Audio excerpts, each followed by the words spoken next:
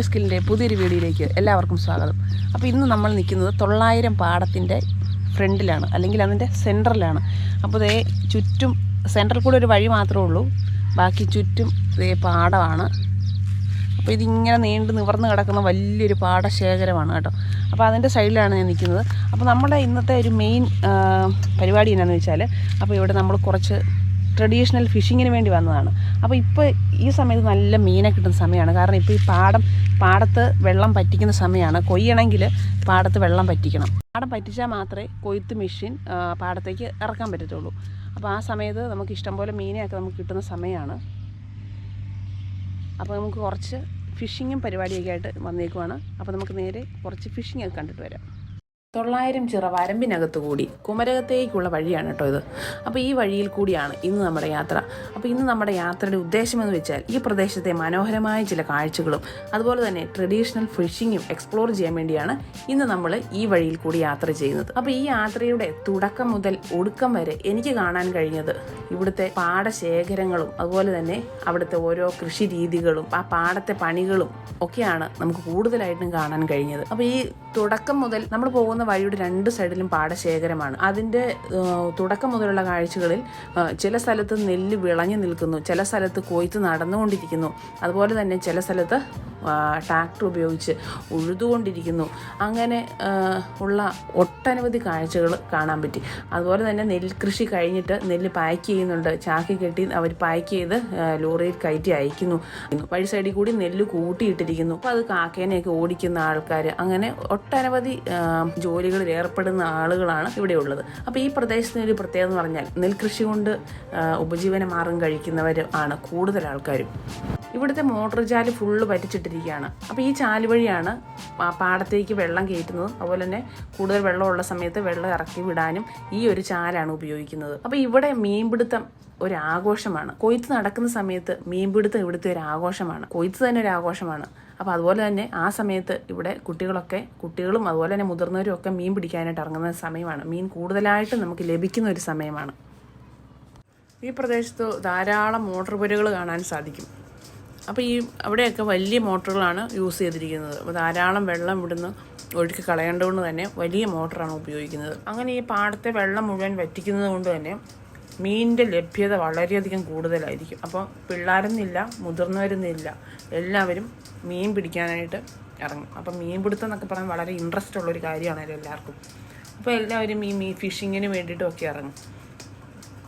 അതും നല്ല നാടൻ രീതിയിലുള്ള ഫിഷിങ് തന്നെയാണ് കുട്ടികളൊക്കെ ആണെങ്കിലും തിരഞ്ഞെടുക്കുന്നത്. അപ്പോൾ അവർക്ക് ഈ ചെളിയിലും ചേറിലും ഒക്കെ ഇറങ്ങി നല്ല പരിചയമായതുകൊണ്ട് തന്നെ അവർക്ക് ചെളിയിലിറങ്ങി മീൻ പിടിക്കാനോ അങ്ങനെ പേടിയോ അല്ലെങ്കിൽ അങ്ങനെ വേറെ ബുദ്ധിമുട്ടുകളൊന്നുമില്ല. ഈ സമയത്ത് ഇവിടെ കൊയ്ത്ത് നടന്നുകൊണ്ടിരിക്കുകയാണ്. കർഷകരും പണിക്കാരും എല്ലാം കൂടെ കൂടി ഒത്തുചേർന്ന് ഇവിടെ കൊയ്ത്ത് നടക്കുന്നുണ്ട്.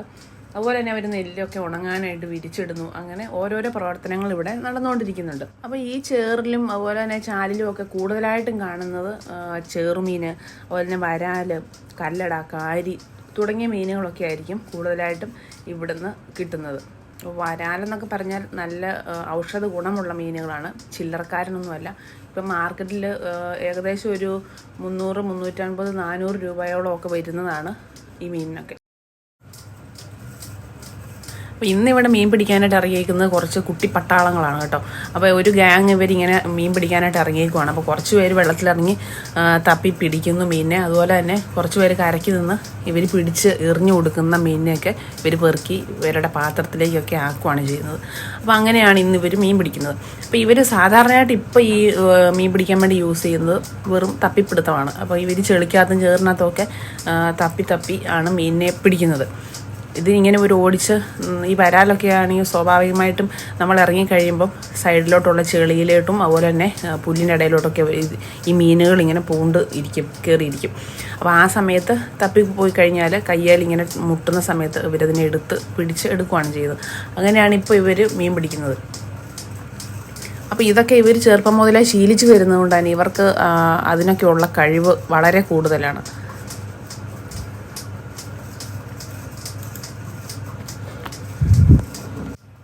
അപ്പോൾ നല്ല ഇനം മീനുകളാണ് ഇവിടുന്ന് കിട്ടുന്നത്. ഈ വരാലമൊക്കെ ചില്ലറക്കാരനൊന്നുമല്ല, നല്ല ഔഷധ ഗുണമുള്ള മീൻ കൂടിയാണ്. അതുകൊണ്ട് തന്നെ ആവശ്യക്കാരൊക്കെ വളരെ കൂടുതലാണ്. ഇപ്പം മാർക്കറ്റിൽ ഏകദേശം ഒരു 350-400 രൂപയൊക്കെ റേഞ്ചാണ് ഈ വരാലിനും ചെറുമീനും ഒക്കെ ഉള്ളത്. അതുകൊണ്ട് തന്നെ കുട്ടികൾക്കൊക്കെ ഈ മീൻ പിടിച്ച് വിറ്റ് കഴിഞ്ഞാൽ അവർക്കൊക്കെ നല്ലൊരു തുക തന്നെ അവരുടെ കയ്യിലേക്ക് കിട്ടും. അതുതന്നെയല്ല, നല്ല ഫ്രഷ് ആയിട്ടുള്ള മീനും കഴിക്കാമല്ലോ.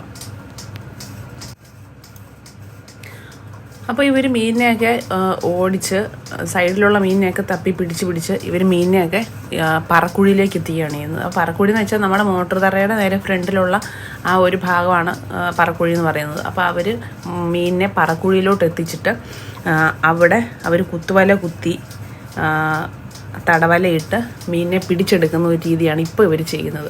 അപ്പോൾ ആ വലയിലൊക്കെ കുറേ മീനൊക്കെ കുടുങ്ങി കിട്ടും.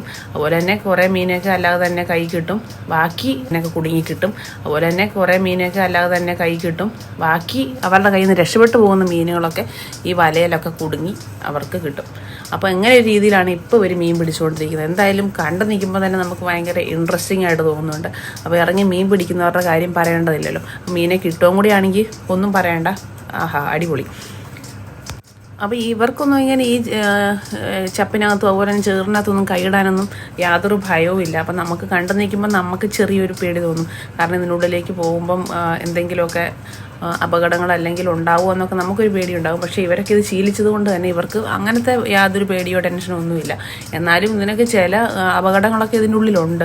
കാരണം വല്ല പാമ്പോ അല്ലെങ്കിൽ കാരിയൊക്കെ ഇതിനുള്ളിൽ കുത്താനൊക്കെ ഉള്ള സാധ്യതയുണ്ട്. അപ്പോൾ അതൊക്കെ കയ്യിലൊക്കെ കുത്തും എന്ന് സ്വാഭാവികമാണ്.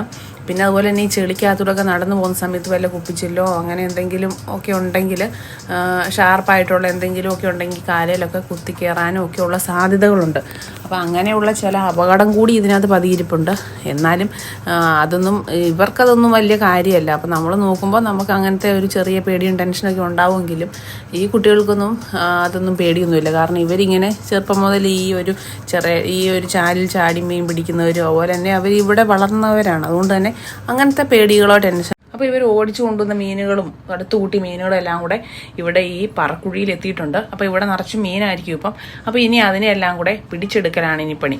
അപ്പോൾ അതിന് കുത്തുവല കുത്തി അവർ മീനെ എല്ലാം പിടിക്കാൻ പോകണം. അപ്പോൾ വല കുത്തി കഴിഞ്ഞാൽ പിന്നെ അവർ മീനുകളെയൊക്കെ അങ്ങോട്ടും ഇങ്ങോട്ടും അടിച്ച് ഓടിക്കുകയും കലക്കി കാലം കൊണ്ടൊക്കെ ആണെങ്കിലും കലക്കുകയും മീനുകളെ അങ്ങനെ ഓടിക്കുകയാണ് ചെയ്യുന്നത്. അപ്പോൾ മീനുകളൊക്കെ ആ ഒരു വലയിലോട്ട് കുടുങ്ങും. അപ്പോൾ അങ്ങനെ അവർക്ക് ബാക്കിയുള്ള മീനിനെയും കൂടെ അവർ അങ്ങനെ പിടിച്ചെടുക്കുകയാണ് ചെയ്യുന്നത്. അപ്പോൾ ഇതാണ് മോട്ടോർ തറയും അതിനോടനുബന്ധിച്ചുള്ള കാര്യങ്ങളൊക്കെ ഇതാണ്.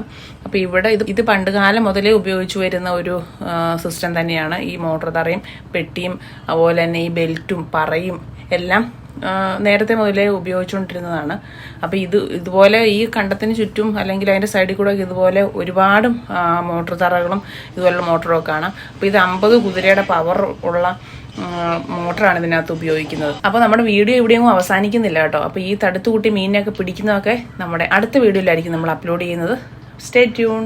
ഈ ജാറിലേക്ക് കൊണ്ടുവന്ന് അവരിടുവാണ്. ഇപ്പം തന്നെ ഒരു 10